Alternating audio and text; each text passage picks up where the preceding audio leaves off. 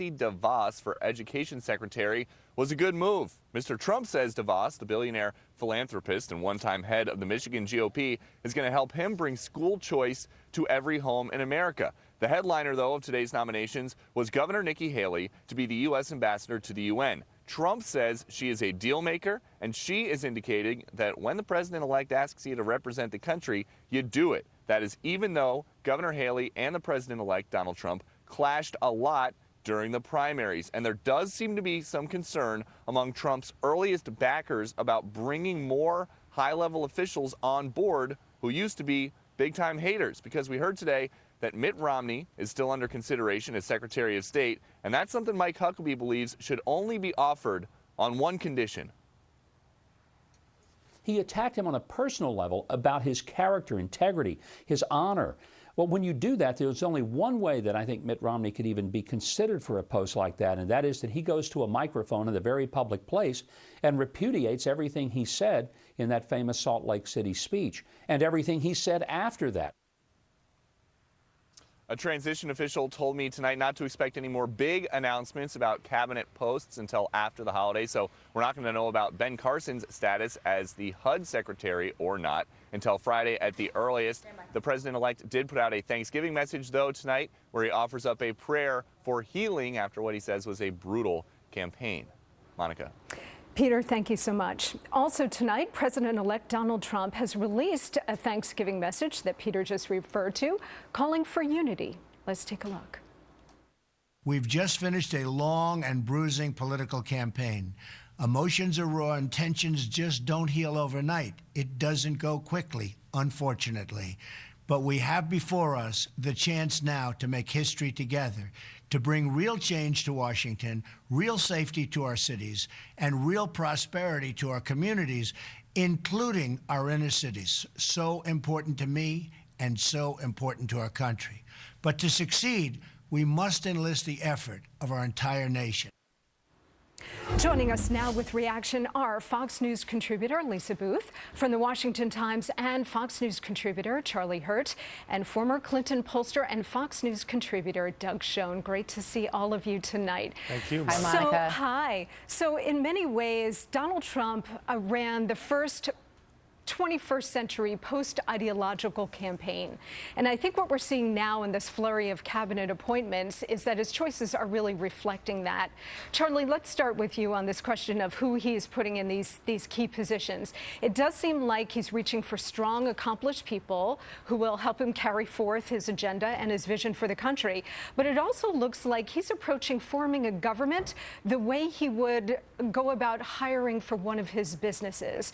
Do you agree with that? And do you think that's a positive? Absolutely, Monica. I think that he is displaying the exact sort of temperament, I think was the word that they all used, that everyone during the primary and during the general election said that he didn't have. You know, he not only has a broader country that he has to unite, he has to unite the Republican Party, and the way to do that is by picking people like Nikki Haley. I don't know why somebody who's governor of South Carolina would want to go and be UN ambassador. Sounds like a terrible job compared to being governor of a great place like South Carolina. But for what Donald Trump needs to get done, it's a very good pick. She's a very appealing figure in among the establishment, and you're going to hear a lot of guff from some of the people that were with him from the beginning. But everybody's going to be dissatisfied with something. This is something he has to do. Lisa, to Charlie's point there about party unity, there's also a bigger question about bringing the country together. After 8 years of Barack Obama, we can really argue that the country is more divided than ever. So what do his choices, in your mind, what do they mean for both bringing the party together and then trying to get the country on board with his agenda and what he'd like to do? Well, I think the best way for Donald Trump to try to bring the country together is by success, by creating jobs, by doing the things that he said he can do. And I think if you build a stronger country, you build a stronger America, I think people are going to start coming together. And I think that's what he's doing with some of his cabinet choices and the people that he's choosing to surround himself with, because what he's doing is identifying and bringing people in that are independent thinkers, that are smart, that have proven track records of success. And that's what Donald Trump said that he was going to do from the beginning, that he was going to identify the best people, surround himself with the best people. And that's what he has done. So I think Americans should feel assured that, Donald Trump is going to surround himself with smart and competent people. But also, if you look at the instances of Senator Jeff Sessions or even General Flynn, who also have track records of being mavericks of sort, of having that independent line of thinking, because I think that's the biggest problem with Washington, D.C. and the reason why people elected Donald Trump is they wanted change. They wanted a change to the bureaucracy of the failed mistakes of the past. And so I think having those independent thinkers, people that are going to think outside of the box, bringing innovative solutions is exactly what this country needs. Doug, you are my favorite Democrat, or one of them anyway. Thank you. When you watch President-elect Trump putting together a cabinet like this, again, more of along the lines of hiring for business rather than the traditional approach of installing loyalists and cronies into these top positions, is it sort of reminiscent of what JFK did in building his government, which was the best and the brightest? Well, yes, it is. And one of the things John F. Kennedy did, which redounded to the country's benefit, was to bring in Douglas Dillon, a Republican, as Secretary of the Treasury. That led to tax cuts that stimulated our economy, created jobs. I think Donald Trump has made enormous efforts. I think you're exactly right, and he's right, that the country is coming together. I would say the more inclusive, the better. So if Trump were to do what John F. Kennedy did before, and even Barack Obama, who I disagree with on virtually everything, brought in Bob Gates, and he brought in Chuck Hagel, again, an attempt to unify. If Donald Trump reaches out to those few Democrats like me who are willing to praise him and give him not only the benefit of the doubt, but our full support, I believe we will be better still. But he's off to a great start, and his message tonight and his message yesterday were exactly right, Monica. Charlie, nothing succeeds like success. So with this team, if he moves with all deliberate speed in the first 100 days, particularly with a pro-growth economic agenda, tax reform, rolling back regulations, repealing and replacing Obamacare, filling that Supreme Court vacancy, if he moves that quickly, particularly on the economy, and gets this economy roaring of the kind that we saw during the Reagan years, for example, annual growth rate 6, 8, 9%, won't that silence the opposition? I mean, the left is never really going to go away, but the Democratic opposition really will have a hard time criticizing him. No, absolutely. The adage that, a rising tide lifts all boats absolutely applies here. And I think that what Lisa said a moment ago is exactly right. Nothing will quiet people quite the way critics on both sides, both Republicans and Democrats, quite like having a successful economy come roaring back. And I think that and I think that what we're seeing with a lot of these picks right now are these very much outside the box picks with DeVos for Education Secretary and talk that Ben Carson will be the Secretary of HUD. That's not the sort of picks that you would have expected to get from this guy, and I think it reveals that he really does want to do big things, and doing big things is what he's promised, and he has a unique opportunity, just the way Barack Obama did 8 years ago and failed to execute. Donald Trump has a unique opportunity to do great big things, and hopefully he will convert better than President Obama did. Yeah, Lisa, we just heard that Thanksgiving message from the president-elect. And look, he wasn't elected to take care of the far left or maintain Barack Obama's legacy. In fact, the exact opposite. He was elected to repudiate it and turn it all back. But that message on Thanksgiving Eve about unity and healing the divisions and I'm going to be the president for all of the people, he's making it really tough for his critics, right? Because he's not providing the kind of ammunition that they expected him to. Something tells me they'll still find things to criticize him for. But you're right, Monica. I think he sort of set the groundwork. He set the tone. He actually did that on when he gave his announcement, or when he gave his when he gave his speech not on election, you're on election night, or I guess it was the day after, sorry. But when he gave his first speech as president-elect, he really set the groundwork and set the tone for the kind of president that he wants to be, and sort of that unifying message. And you know, back to your point, the best way he's going to get this country together is to get people working again, get this country back on track. And a lot of those partisan attacks, a lot of those attacks from the mainstream media are going to fall to the wayside, because people are going to be happy if they have a job, if they're back to work, if they can pay their bills on time, if energy costs go down. And you look at President Obama, and you mentioned the economy earlier. He has been an obstructionist in so many ways to growing the economy. You look at energy, which is something that President Obama mentioned in his video that he gave, updating on sort of what the first 100 days are going to look like.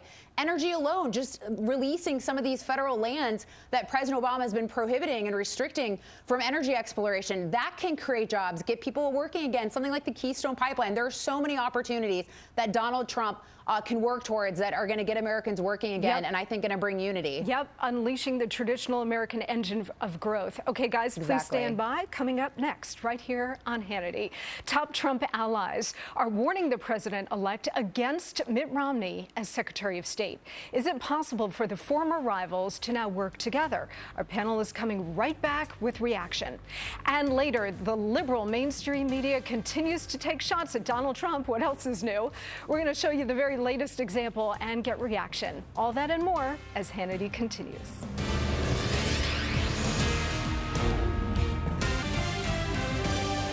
Welcome back to Hannity. Well, according to reports, former 2012 Republican presidential nominee Mitt Romney is the leading contender to be the next Secretary of State. But some of President-elect Donald Trump's top allies are speaking out against the potential move. Take a look.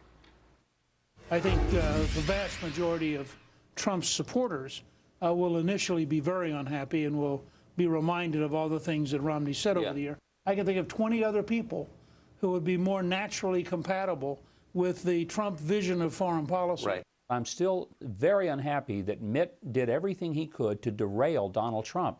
He didn't just go after him from a standpoint of saying, I disagree with his policy on immigration, I disagree with his policy on taxes. He attacked him on a personal level about his character, integrity, his honor. In terms of Governor Romney, I think the Secretary of State position is such that, and all the cabinet positions, you have to be qualified and capable, number one. Number two, you have to be loyal to what President-elect Trump has said his vision of the world and his agenda is for those first 100 days or so. If you call him a Well, back with us now are Lisa Booth, Charlie Hurt, and Doug Schoen. Okay, Doug, let me start with you, because there is a method to everything that Donald Trump does. If Mitt Romney ends up being the Secretary of State, is this a case of keep your friends close and your enemies closer, much like what President Obama did with Mrs. Clinton, making her Secretary of State? In other words, that it's better to have your critics inside the tent rather than sniping at you from the outside. I think that's certainly part of it, Monica, but I also think there's a bigger message here. By having Governor Romney as the Secretary of State, something I enthusiastically endorse, you both continue to unify the Republican Party and the country, and also you offer a different but compatible vision with that of the President-elect of the United States. Mitt Romney has said that Russia is the greatest strategic threat to the United States. I agree with that. He's spoken about Chinese bullying, terror, and Iran, ISIS, and the need to upgrade our military. He has a vision, and Monica, he has stature in the world. I think it is a big move of Donald Trump to consider Governor Romney for the reasons that Newt Gingrich and Mike Huckabee and Kellyanne Conway said, but it shows that Donald Trump is a big man with a big personality and the ability to look past the election to what I think are the greater and broader interests, not only of himself, but of the United States of America. Charlie, I do think that Donald Trump respects Governor Romney. I think he respects his intelligence, his negotiating skills, his abilities as a turnaround artist, even his regal bearing, which is something that you would desire in a Secretary of State. But given the past comments and the acrimony that came from Governor Romney during the primary process, do you think he's somebody that President Trump could rely on to loyally carry out his foreign policy wishes? Or is it going to be somebody who might freelance foreign policy and cause some harm here? Well, you know, for as long as Donald Trump is in the White House, there will be no Romney doctrine. So I don't think that we have to worry about that. Donald Trump is not the kind of guy that's going to let somebody freelance on his dime, I don't think.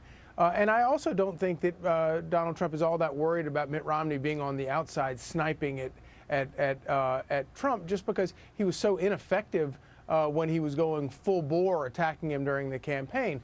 But one thing I do think that it's a signal to the establishment that that Trump is willing to sort of unify the party, which I do think that is an important signal. But the other thing is, think about this: if Mitt Romney accepts the request to be his Secretary of State, what does that say, considering all the things that Mitt Romney said about Donald Trump?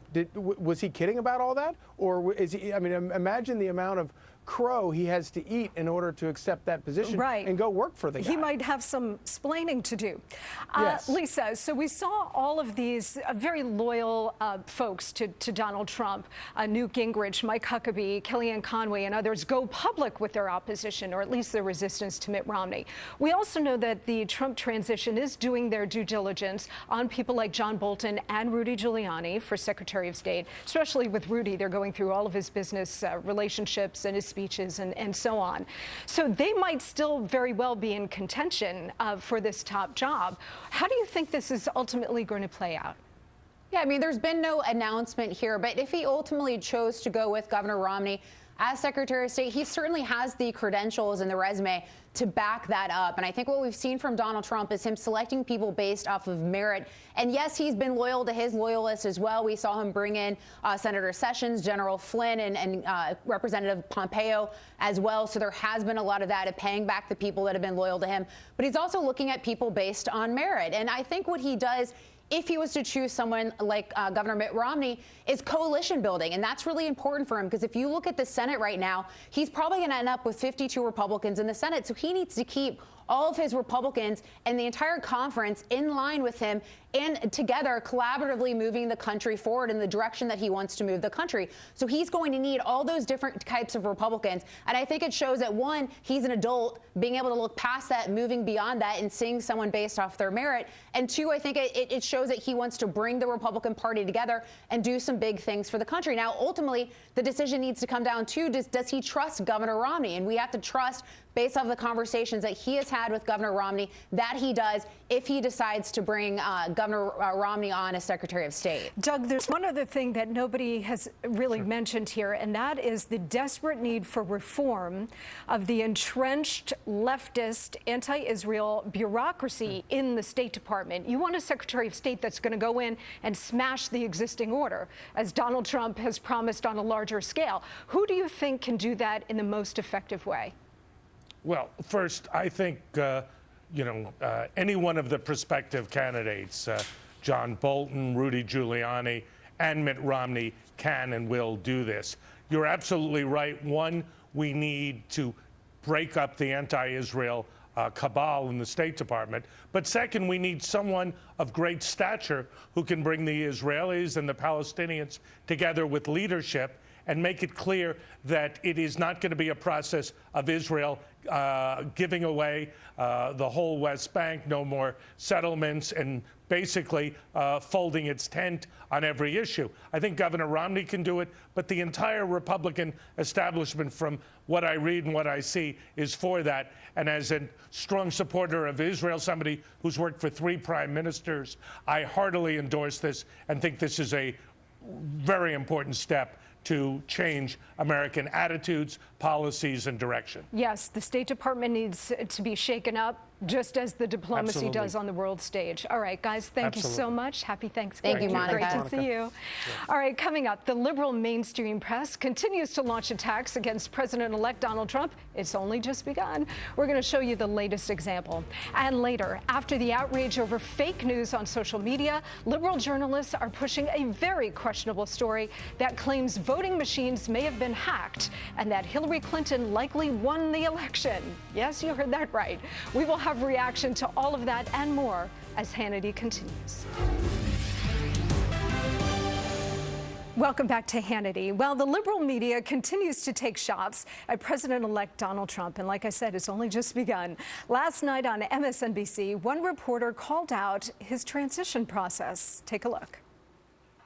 this is a serious break from tradition. Yeah. About how you take these cabinet positions and how you fill them. You do it behind the scenes. You do it with a lot of serious thought. You do it with a lot of planning. Donald Trump is treating this, calling them finalists, tweeting about them, having them parade in and out of his Bedminster golf resort, also parading in and out of Trump Tower, and talking about keeping people in suspense. He's treating it, so far, like it is one of his reality shows.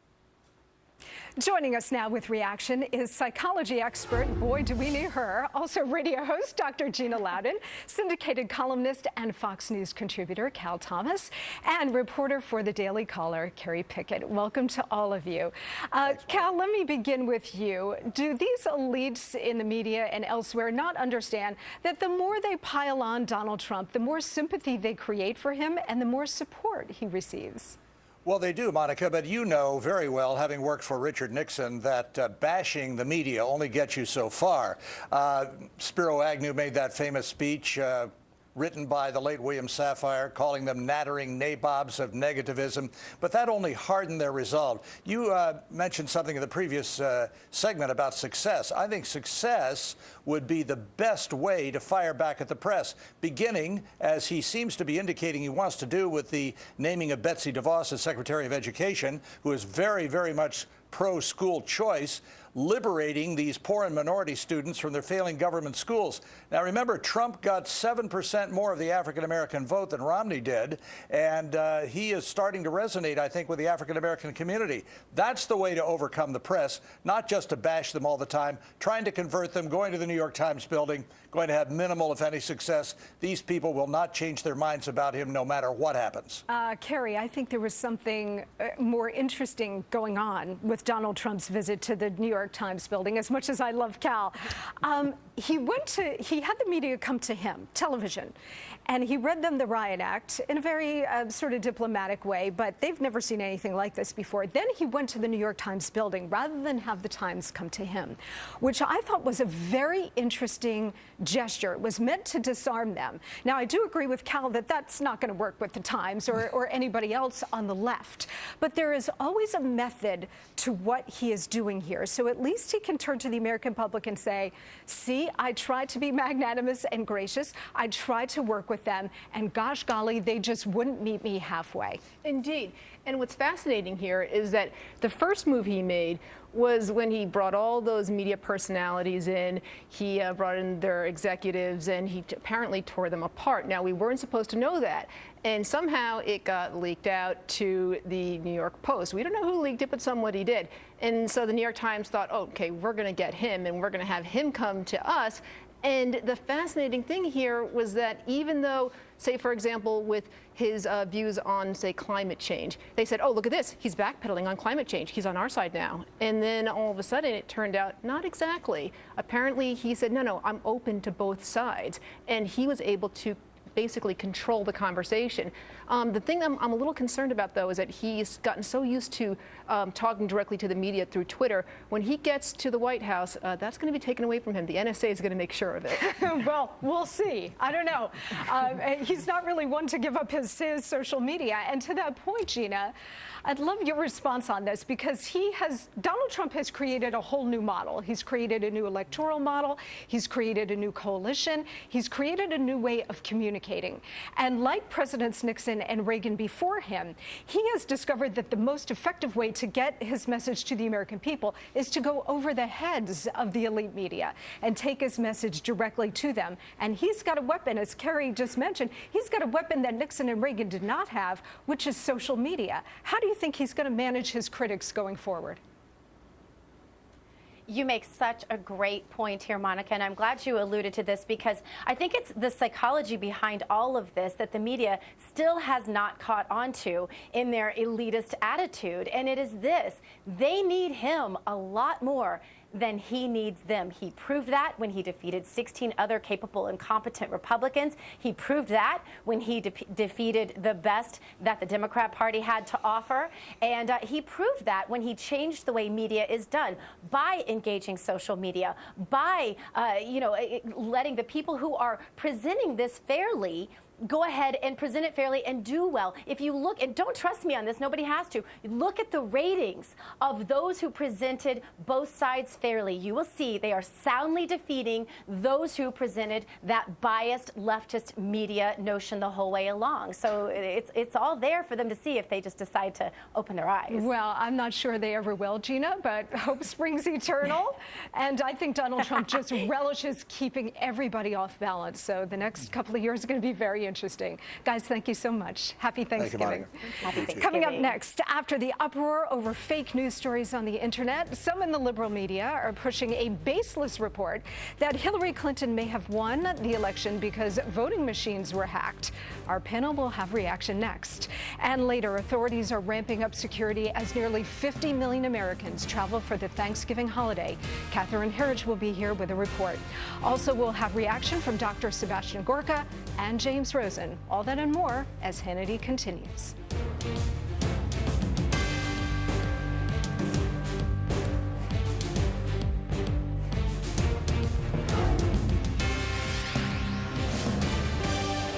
Welcome back to Hannity. After Donald Trump's election victory, the mainstream media and liberals, but I repeat myself, tried to claim that fake news stories were one of the reasons why he won. Take a look. Did the spread of fake news on the web help elect Donald Trump? We may never know for sure, but researchers are asking the question because made-up, false stories are polluting people's Facebook timelines and Twitter streams. In 2012, the fake news thing wasn't as big a factor, but the reality that Facebook could actually throw an election has been well known for years. Now growing concern these fake stories may have had real influence on voters. Fake news infects the left and the right. I've seen Clinton supporters sharing fake links this week with election-related conspiracy theories. But the evidence indicates that this is more of a problem on the right, among some, not all, but some Trump supporters. After creating that media firestorm, liberal journalists are now spreading a very questionable story that New York Magazine first reported. It claims that activists believe voting machines in 3 key swing states may have been hacked, which is the reason why Hillary Clinton lost Wisconsin and Pennsylvania and is trailing in Michigan. The report also says that those activists are urging the Clinton campaign to demand recounts.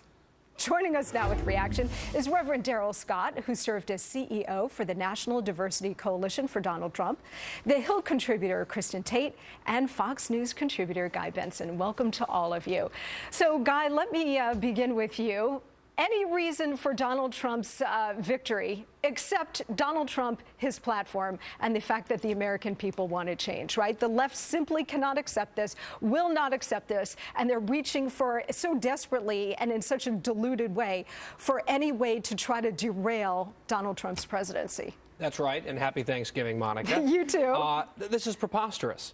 I read this story in a New York Magazine, and there is absolutely no evidence whatsoever that this election was hacked or rigged. The numbers in Wisconsin carefully and consistently mirrored the numbers in Iowa and Minnesota, nearby states similarly situated among rural voters, and those are states that have paper ballots. So this is a tinfoil hat conspiracy theory on the left.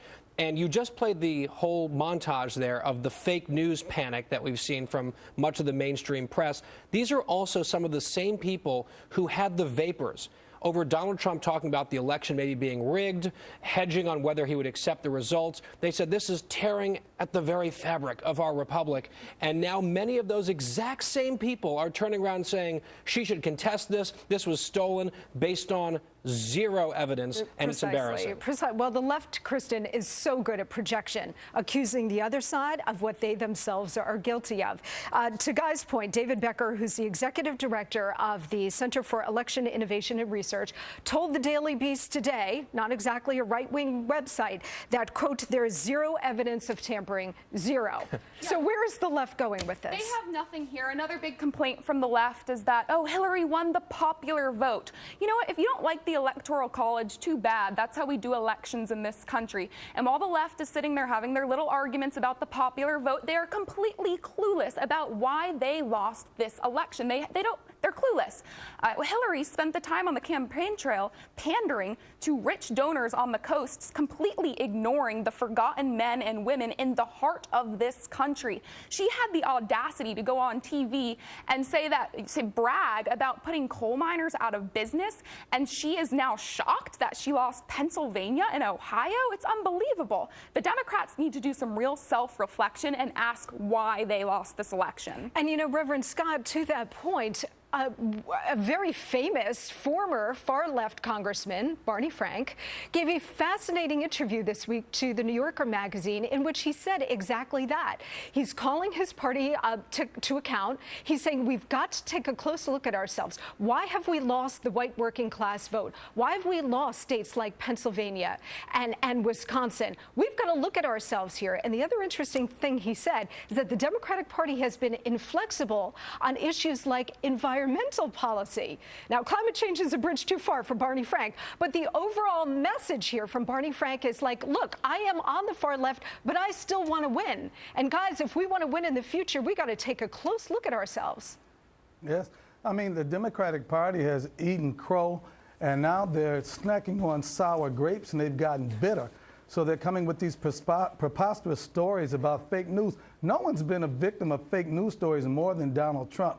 They scared off a number of minorities with these fake news stories, like Donald Trump is shipping all the black people back to Africa, and Donald Trump is going to go house to house dragging immigrants out of their home. And they promoted this fear that's over America now, and they projected that, and now they've withdrawn, but they left the fear out there. Listen, you can't get upset about the Electoral College, but you embrace the concept of the superdelegate. Bernie Sanders never had a chance in those primaries because Hillary had the superdelegates already in her boat. And so now the new game in town is the blame game of blame the Russians. The DNC gets hacked, blame the Russians. Hillary's emails get leaked, blame the Russians. Now they're blaming the Russians. I think they're giving the Russians more credit than they deserve. They need to just own up to the fact that the American public has spoken, and they've embraced the message of Donald Trump more so than the negativity of the Liberal Party. Absolutely, and that is a very promising development for the future of the country, I think. But we also know that the left, all indications are, given this latest development, that they are going to make his life as president a holy hell. So we all have to be on guard. Guys, thank you very much. Happy Thanksgiving. Monica. Coming up, federal officials are stepping up security as nearly 50 million Americans are traveling this weekend for Thanksgiving. Catherine Herridge is here with a full report. Plus, we'll get reaction from Dr. Sebastian Gorka and James Rosen. Stay with us.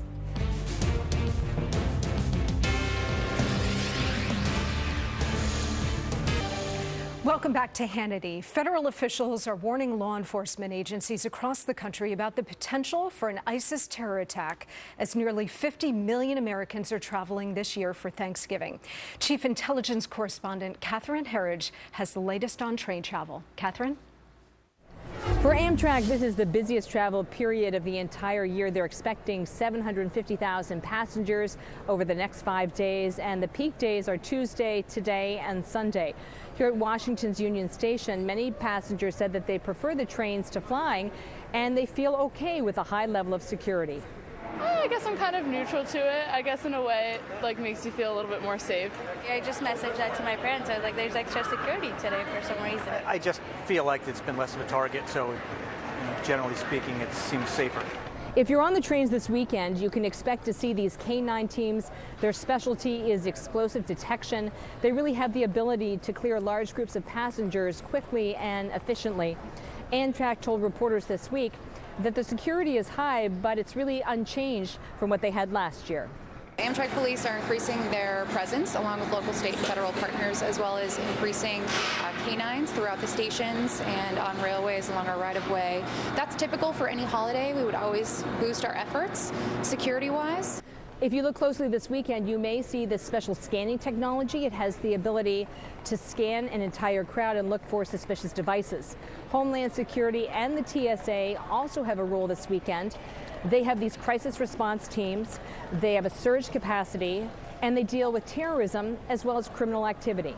We will have our Viper teams out, so those are our visible intermodal protection and response teams. These are the teams of TSA law enforcement agencies that work closely with local law enforcement. So you'll see more of that. They'll be running more of what they call the rail-safe operations, where there's a visible presence in stations and terminals. Amtrak is advising all passengers to come at least a half hour in advance and to have photo ID because there will be spot checks throughout the journey. Monica? Catherine, thank you. Joining us now with reaction, author of the best-selling book, Defeating Jihad, Dr. Sebastian Gorka, and editor of the New York Times bestseller, A Torch Kept Lit, Great Lives of the 20th Century, Chief Washington Correspondent James Rosen. Both books, by the way, are brilliant and important, and I recommend them to everybody who's watching tonight. Gentlemen, welcome. Sebastian, let me start with you. This is a most dangerous time. We have a weak outgoing president, and our enemies will want to test the new incoming one. What are the issues that most concern you now during this period of time? Well, Monica, I'm most concerned with the change in tactics that we see ISIS following. Al-Qaeda for more than a decade was obsessed with spectacle. Ironically, 9/11 was so successful in killing 3,000 people in 102 minutes that they wanted WMDs. They experimented with chemical weapons in Afghanistan. They were looking for something even more spectacular.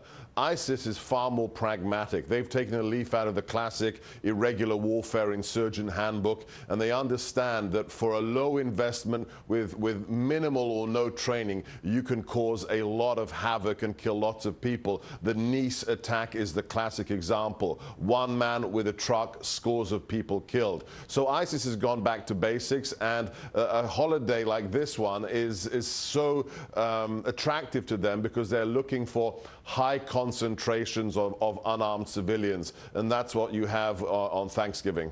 James, you cover the White House, the State Department, the government agencies issuing these warnings. Is there anything about this particular one that feels different to you? Sadly, no. And in fact, a whole generation of Americans that's come of age since 9/11 has unfortunately had to grow accustomed to receiving these kinds of new terror threats and alerts and warnings to travelers abroad, particularly on the eve of big holidays. You'll recall that just before Election Day, the FBI warned the residents in 3 states, Texas, I think, Virginia, and New York, of possible terrorist activity connected to the election in those 3 states. It didn't materialize. That doesn't mean, of course, that we don't have to be vigilant. But I'm reminded of a very grim New Yorker cartoon that appeared right after 9/11, where it showed the classic evolutionary sequence of a fish in the sea and then some beast that rises from the primordial ooze and starts to walk on 2 legs. And then the last panel in this cartoon showed modern man, a man in a gray flannel suit with a briefcase, walking into a metal detector. And sadly, I don't see us retreating from that new stage of our evolution anytime soon. Yeah, you know, Sebastian, we're all concerned about the threat of violent terror because it's urgent and immediate and life-threatening. But this threat is so much bigger than that. It's ideological, it's demographic, it's about the infiltration of the United States and the West. Does the president-elect understand that? And what is he prepared to do to fight it in that way? Oh, absolutely. If you listen to his national security speech from Philadelphia or his Gettysburg address, Donald Trump gets it. He has people like Lieutenant General Mike Flynn around him, director of the DIA, who wrote the book Field of Flight. Both of these gentlemen have said it's not just about killing terrorists. That's part of it. But the ultimate victory is when we take down the ideology. Just look at the statistics. We've arrested or killed 124 people in America in the last 2.5 years linked to ISIS. The issue isn't poverty. It's not people growing up in refugee camps. These are Americans for the most part, or immigrants that are successful. It's the ideology of global jihadism we have to destroy. And Monica, having met Donald Trump, having worked closely with General Flynn, I can tell you they get it, and we will have a different approach come January 21st. Yes, I think a lot of Americans realized that when they went to the voting booth in November, Seb, that this president and the people around him understand the true nature of this threat and are prepared to fight this war the way it needs to be fought. James, before I let you both go, James, I mentioned your book earlier. It is a brilliant and lovely compilation of William F. Buckley's greatest essays on some some presidents and statesmen and rock stars like Jerry Garcia, Princess Diana. It's really lovely. Let me ask you this. William F. Buckley, who I knew a little bit, was perhaps the greatest conservative intellectual of our time. He was also quite mischievous. What do you think he would have made of the rise of Donald Trump? And what would be probably the one piece of advice he would give to the new president coming in? Well, it wouldn't be the most famous line Buckley ever uttered. When he made his symbolic run for mayor of New York City in 1965, the pressman asked him, "What will be the first thing you'll do if you win, Mr. Buckley?" And he said, "Demand a recount." I don't think he's going to give that advice. He would have given that advice to Donald Trump. He wrote critically of Donald Trump on one occasion, but then again, William F. Buckley wrote critically of Hillary Clinton on a number of occasions. He had a motto, which was always to support the most rightward viable candidate. And I don't think in this general election season anyway that he would have withheld that description from Donald Trump. That's just my surmise. In terms of advice... All right, James, I'm sorry, I'm up against a hard break, but thank you. Got it. I appreciate Thank it. you. Sebastian Gorka, James Rosen, thank you.